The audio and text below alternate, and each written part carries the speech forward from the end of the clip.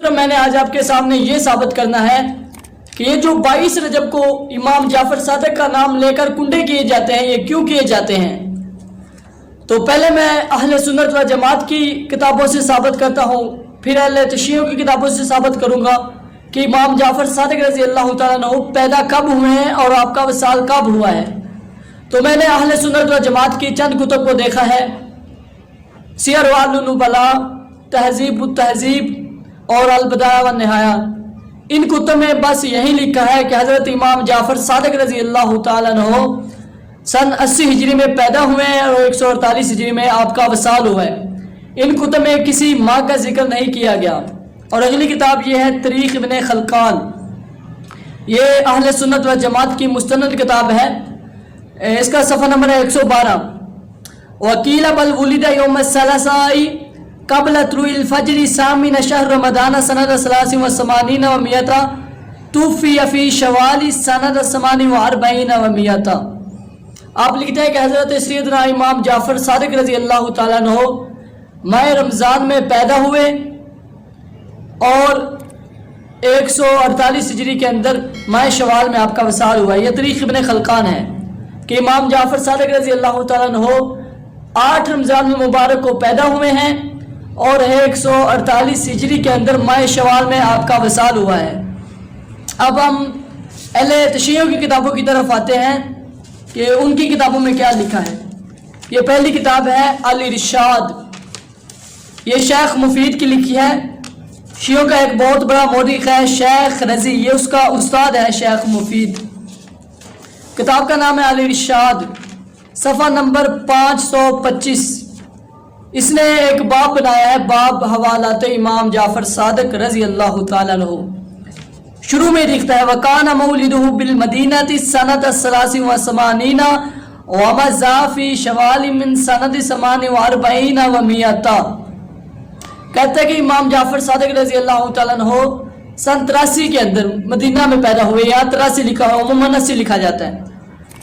امام جعفر صادق رضی اللہ تعالیٰ عنہ سن 83 کے اندر پیدا ہوئے اور 148 کے اندر ماہ شوال میں آپ کا وصال ہوا ہے۔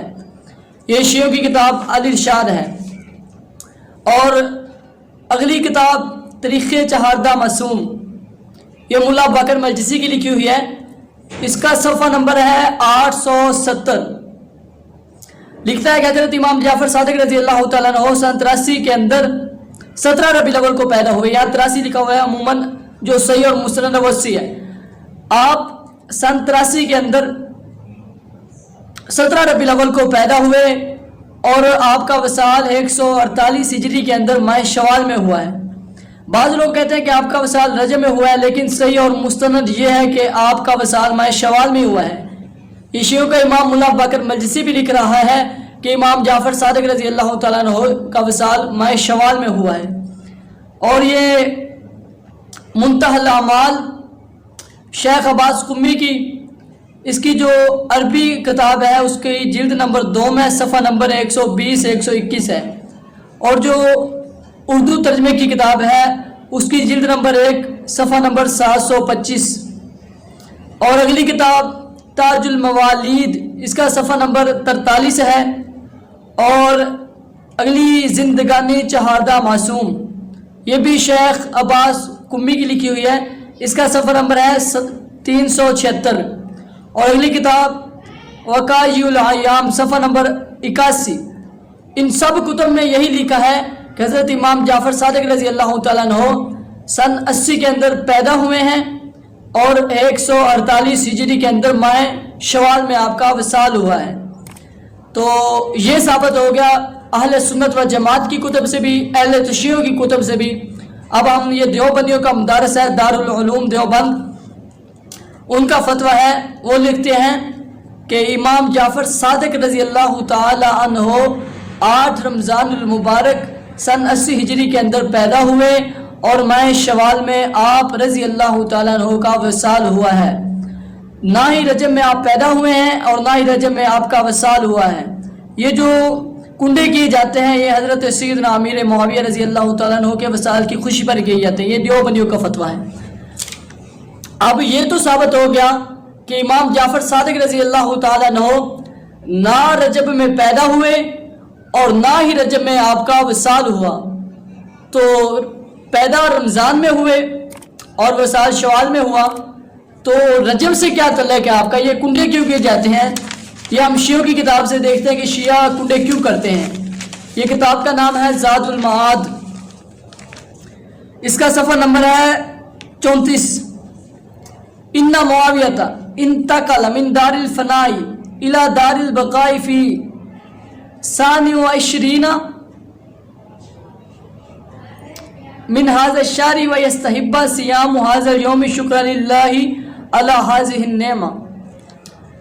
شیعوں کا امام ملا باقر مجلسی لکھ رہا ہے کہ حضرت امیر معاویہ رضی اللہ تعالیٰ عنہ کا 22 رجب کو انتقال ہوا ہے. 22 رجب کو اس خوشی میں روزہ رکھنا کہ حضرت امیر معاویہ کا وصال ہوا ہے. حضرت امیر معاویہ کے وصال کی خوشی پر روزہ رکھنا اور اللہ کا شکر ادا کرنا، یہ اللہ کی طرف سے ایک نعمت ہے. یہ شیعوں کا امام لکھ رہا ہے. اور یہ جو کنڈے کیے جاتے ہیں یہ دشمنان صحابہ نے 105 عیسوی کے اندر حضرت سیدنا امیر معاویہ رضی اللہ تعالیٰ عنہ کے وصال کی خوشی پر کیے. راتوں رات ہندوستان میں یہ رسم شروع ہوئی. انہوں نے رات کو کنڈے پکائے اور راتوں رات کھا کر سو گئے کہ صبح اہل سنت و جماعت کو اگر پتہ چل گیا تو ہماری لڑائی ہو جائے گی. اس وقت اہل سنت و جماعت کی اکثریت تھی. تو انہوں نے سنیوں کے ڈر کی وجہ سے راتوں رات کنڈے پکائے اور کھا کر سو گئے. ایسا ایسا کام چلتا گیا. جب اہل سنت و جماعت کو پتہ چلا کہ تم رات کو چھپ کر کنڈے کیوں کرتے ہو تو انہوں نے اپنے آپ کو بچانے کے لیے کہہ دیا کہ جناب ہم امام جعفر صادق اصحاب ثواب کرتے ہیں. حالانکہ میں نے ثابت کر دیا ہے کہ امام جعفر صادق رضی اللہ تعالیٰ عنہ نہ رجب میں پیدا ہوئے نہ رجب میں آپ کا وصال ہوا ہے. بھائی رجب سے آپ کا تعلق ہی نہیں تو کنڈے رجب میں کیوں کیے جا رہے ہیں؟ تو جو ہمارے جاہل سنی ہیں جو نام کے سنی بنے ہوئے ہیں انہوں نے بھی ان کے ساتھ کنڈے منانے شروع کر دیے. حالانکہ امام جعفر صادق اصحاب ثواب نہیں، اس دن حضرت امیر معاویہ کا وصال ہوا ہے. تو اگر ہم کہیں کہ یار ہم تو امیر معاویہ رضی اللہ تعالیٰ عنہ کا اصحاب ثواب کرتے ہیں، اصحاب ثواب کا میں منکر نہیں ہوں، لیکن یہ مشابہت ان سے ہوتی ہے. نبی پاک علیہ السلام نے ارشاد فرمایا من تشبہ بقوم فہو منہ، جو بندہ جس قوم کی مشابہت اختیار کرے گا ان کا حشر بھی ان کے ساتھ ہوگا. تو مشابہت تو یہ اہل شیعہ سے ہوتی ہے. اگر آپ امام حضرت سیدنا امیر معاویہ رضی اللہ تعالیٰ عنہ کا اصحاب ثواب کرنا چاہتے ہیں تو رات کو چھپ کر نہ کریں بلکہ دن کو زور کے بعد یا عصر کے بعد لوگوں کو اعلان کریں، سرعام اعلان کریں کہ آ جائیں ہم سیدنا امیر معاویہ کا اصحاب ثواب کر رہے ہیں، لنگر کا وسیع انتظام ہے، اس طرح اصحاب ثواب کریں. یہ تو نہیں کہ راتوں رات آج تک ہم نے نہیں دیکھا. اگر کوئی ہمارا رشتہ دار فوت ہو جاتا ہے، ہمارے بھائی ہمارا ماں باپ جو بھی فوت ہوتا ہے، ہم مسجدوں میں اعلان کرتے ہیں کہ جناب آج ختم شریف ہے، تمام دوست شرکت کریں، تمام دوست ختم میں شرکت کریں. تو امام جعفر صادق کی باری آتی ہے تو رات کو چھپ کر کیے جاتے ہیں. اصل وجہ یہی ہے کہ حضرت امیر معاویہ کے وصال کی خوشی پر شیعوں نے کنڈے شروع کیے. کنڈوں کا معنی یہ علاقہ طور پر بات